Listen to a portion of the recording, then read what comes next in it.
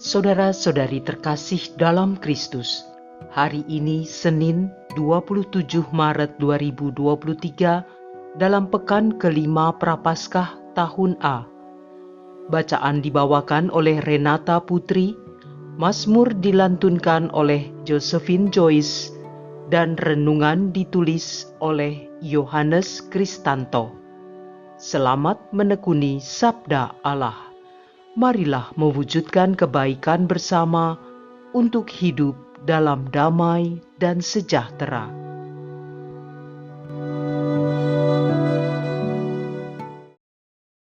Dalam nama Bapa dan Putra dan Roh Kudus, amin. Allah Bapa yang kekal dan kuasa, puji syukur kepadamu atas rahmat kehidupan yang Engkau berikan kepada kami. Terima kasih Engkau sudah menghantarkan kami pada masa pertobatan Prapaskah tahun ini. Bimbing dan terangi jalan kami agar beroleh hikmat yang mendalam untuk menjalani kebenaran yang berasal dari Engkau. Bersabdalah ya Tuhan, bukalah hati dan pikiran kami untuk mendengarkan sabda-Mu dengan lebih sungguh, agar kami dapat merenungkan dan melaksanakan kehendak-Mu melalui karsa dan karya kami. Demi Kristus Tuhan dan pengantara kami. Amin. Bacaan dari Nubuat Daniel bab 13 ayat 41c sampai dengan 62. Pada waktu itu, Susana dijatuhi hukuman mati atas tuduhan berbuat serong. Maka berserulah Susana dengan suara nyaring, Allah yang kekal, yang mengetahui apa yang tersembunyi dan mengenal sesuatu sebelum terjadi, Engkau pun tahu bahwa mereka itu memberikan kesaksian palsu terhadap aku.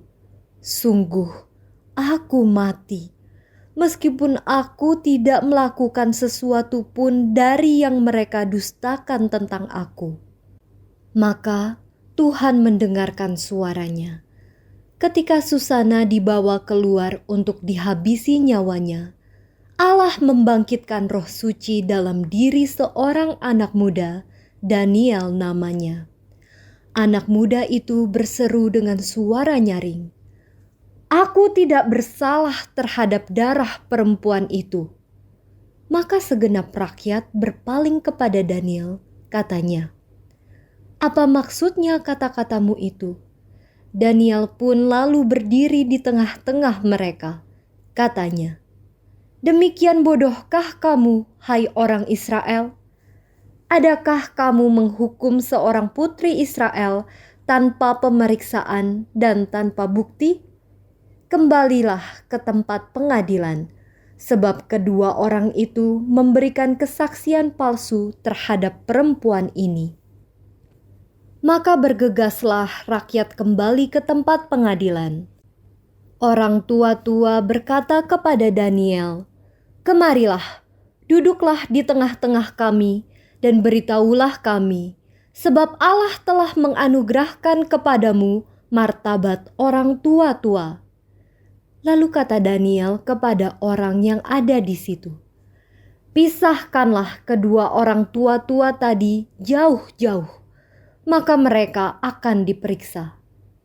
Setelah mereka dipisahkan satu sama lain, Daniel memanggil seorang di antara mereka dan berkata kepadanya, Hai engkau yang sudah beruban dalam kejahatan, sekarang engkau ditimpa dosa-dosa yang dahulu telah kau perbuat dengan menjatuhkan keputusan-keputusan yang tidak adil, dengan menghukum orang yang tidak bersalah dan melepaskan orang yang bersalah.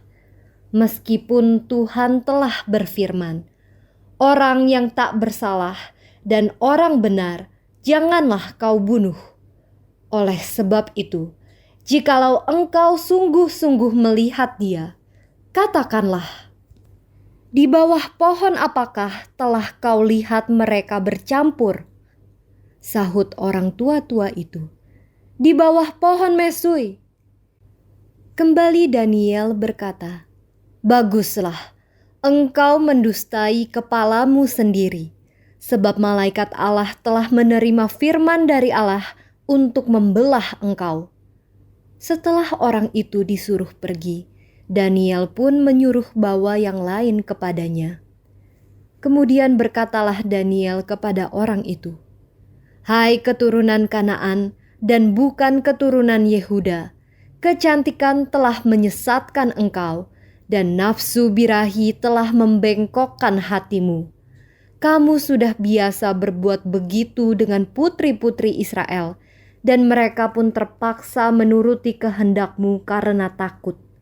Tetapi putri Yehuda ini tidak mau mendukung kefasikanmu. Oleh karena itu, katakanlah kepadaku, di bawah pohon apakah telah kau dapati mereka bercampur?" Sahut orang tua-tua itu, "Di bawah pohon berangan." Kembali Daniel berkata, "Baguslah, engkau mendustai kepalamu sendiri, sebab malaikat Allah sudah menunggu-nunggu dengan pedang terhunus untuk membahan engkau, supaya engkau binasa." Maka berserulah seluruh himpunan itu dengan suara nyaring. Mereka memuji Allah yang menyelamatkan siapa saja yang berharap kepadanya. Serentak mereka bangkit melawan kedua orang tua-tua itu, sebab Daniel telah membuktikan dengan mulut mereka sendiri bahwa mereka telah memberikan kesaksian palsu. Lalu mereka diperlakukan sebagaimana mereka sendiri mau mencelakakan sesamanya. Sesuai dengan Taurat Musa, kedua orang itu dibunuh. Demikian pada hari itu diselamatkan darah yang tak bersalah. Demikianlah sabda Tuhan.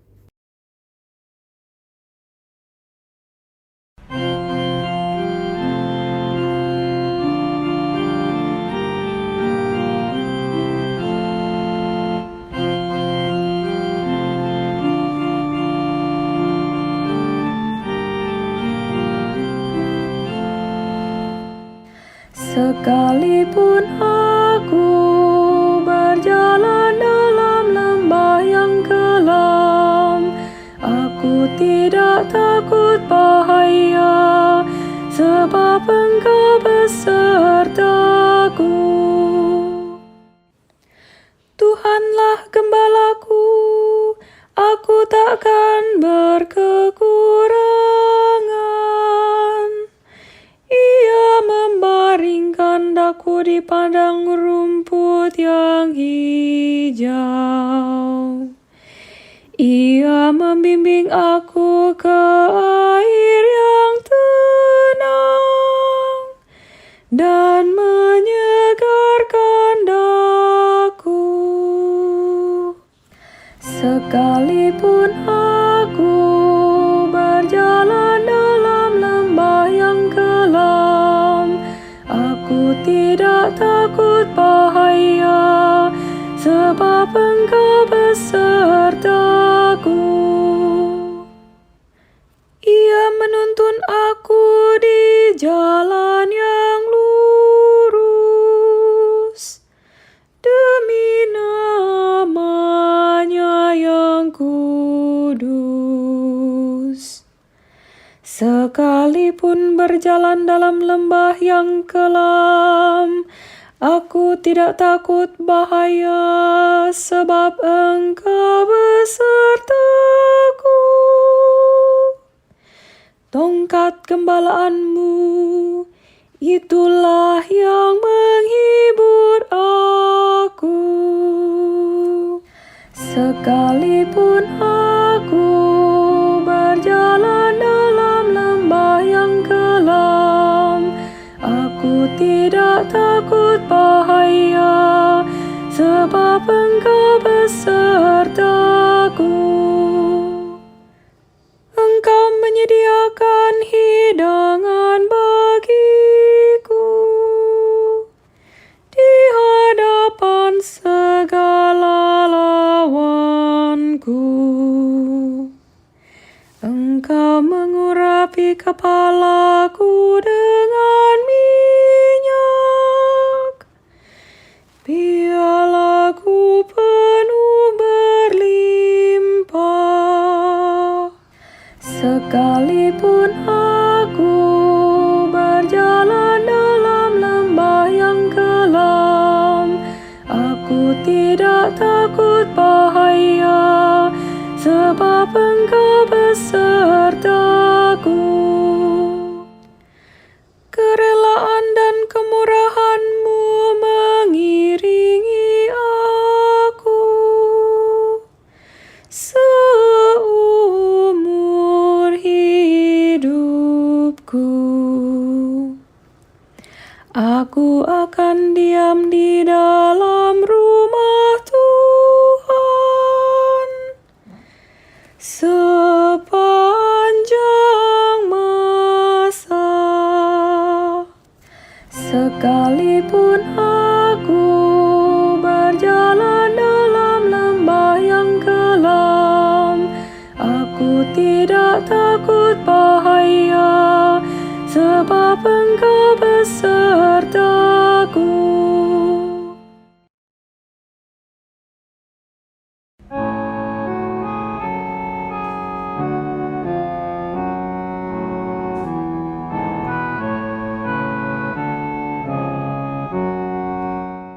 Terpujilah Kristus Tuhan, Raja mulia dan kekal.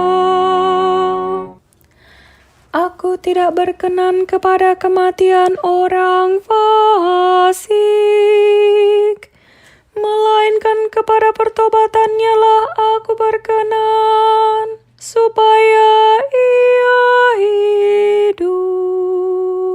Terpujilah Kristus Tuhan, Raja mulia dan kekal.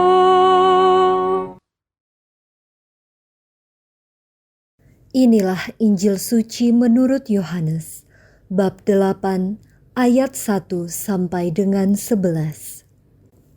Sekali peristiwa, Yesus pergi ke Bukit Zaitun, dan pagi-pagi benar ia berada lagi di bait Allah, dan seluruh rakyat datang kepadanya. Yesus duduk dan mengajar mereka. Maka ahli-ahli Taurat dan orang-orang Farisi membawa kepada Yesus seorang perempuan yang kedapatan berbuat zina. Mereka menempatkan perempuan itu di tengah-tengah, lalu berkata kepada Yesus, "Rabi, perempuan ini tertangkap basah ketika ia sedang berbuat zina. Musa dalam hukum Taurat memerintahkan kita untuk melempari dengan batu perempuan-perempuan yang demikian. Apakah pendapatmu tentang hal ini?" Mereka mengatakan hal itu untuk mencobai Yesus, supaya mereka memperoleh sesuatu untuk menyalahkannya. Tetapi Yesus membungkuk lalu menulis di tanah dengan jarinya. Dan ketika mereka terus-menerus bertanya kepadanya, ia pun bangkit berdiri lalu berkata kepada mereka, "Barang siapa di antara kamu tidak berdosa, hendaklah ia yang pertama melemparkan batu kepada perempuan itu." Lalu Yesus membungkuk pula dan menulis di tanah. Tetapi setelah mendengar perkataan itu, pergilah mereka seorang demi seorang, mulai dari yang tertua. Akhirnya, tinggallah Yesus seorang diri dengan perempuan itu yang tetap di tempatnya. Lalu Yesus bangkit berdiri dan berkata kepadanya, "Hai perempuan, di manakah mereka? Tidak adakah seorang yang menghukum engkau?" Jawabnya, "Tidak ada, Tuhan." Lalu kata Yesus, "Aku pun tidak menghukum engkau. Pergilah dan jangan berbuat dosa lagi mulai dari sekarang." Demikianlah sabda Tuhan.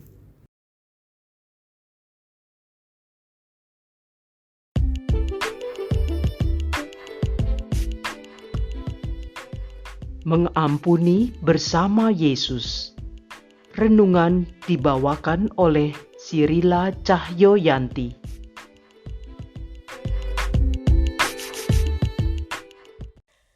Seminggu yang lalu, masyarakat Surabaya dilanda berita heboh.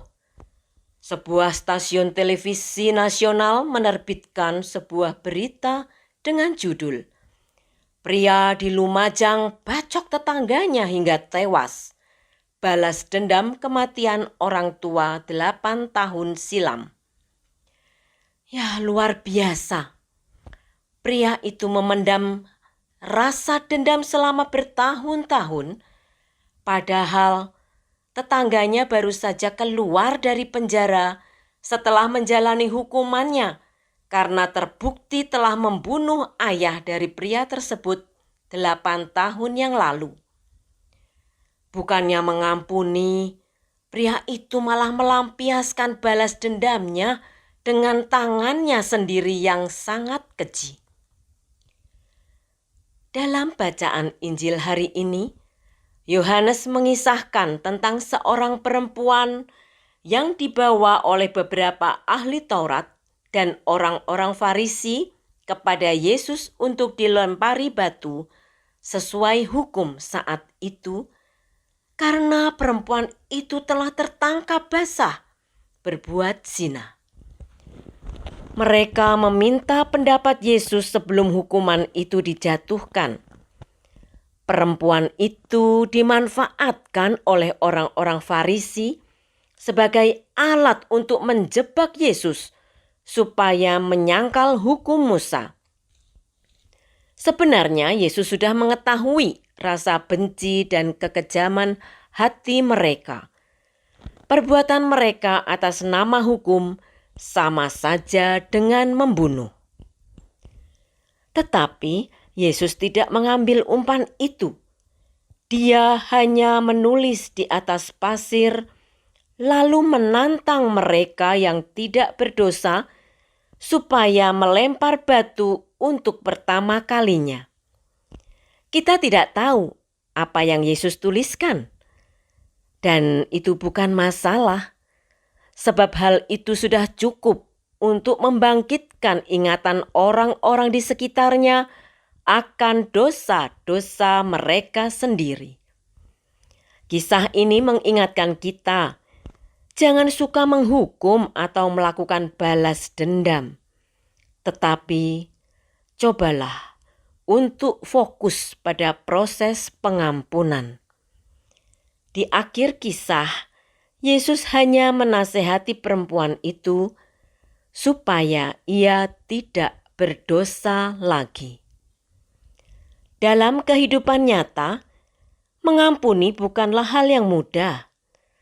Mengampuni membutuhkan proses yang panjang yang diawali dengan kemauan kita untuk mengampuni orang yang telah menyakiti kita.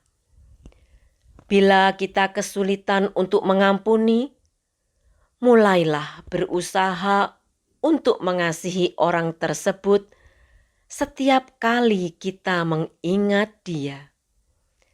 Belas kasih dan pengampunan memang berjalan beriringan. Untuk mengampuni seseorang, kita harus berjalan dalam iman bersama dengan Yesus. Kita tidak mungkin bisa mengampuni bila kita hanya mengandalkan kekuatan kita sendiri. Maka untuk bisa mengampuni dan mengasihi, kita harus melibatkan Yesus supaya kita mampu melakukan tindakan kasih. Dengan kita melibatkan Yesus dalam proses pengampunan dan terus berlatih mengampuni orang lain, pastilah rahmat Allah beserta kita dan niscaya kita akan semakin mudah untuk memaafkan dan mengampuni orang lain.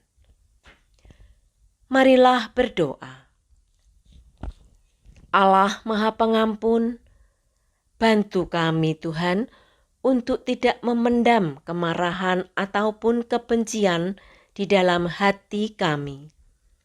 Ajarilah kami untuk selalu bisa memaafkan kepada siapapun yang telah menyakiti kami ataupun yang sedang berusaha menyakiti hati kami. Berilah kami rahmat-Mu untuk selalu mengampuni dan senantiasa berdoa bagi mereka yang telah melukai perasaan kami. Bunda Maria yang terkasih, kami tahu di dalam hati-Mu tidak pernah ada kemarahan. Engkau selalu mendoakan musuh-musuh-Mu dan memaafkan mereka yang menyalibkan putra-Mu yang terkasih. Kami mau belajar untuk mengikuti teladan dari-Mu ya Bunda. Semua doa dan permohonan ini kami panjatkan demi Kristus Tuhan dan Juru Selamat kami, yang hidup dan berkuasa bersama Dikau dan Roh Kudus sepanjang segala masa. Dalam nama Bapa dan Putera dan Roh Kudus. Amin.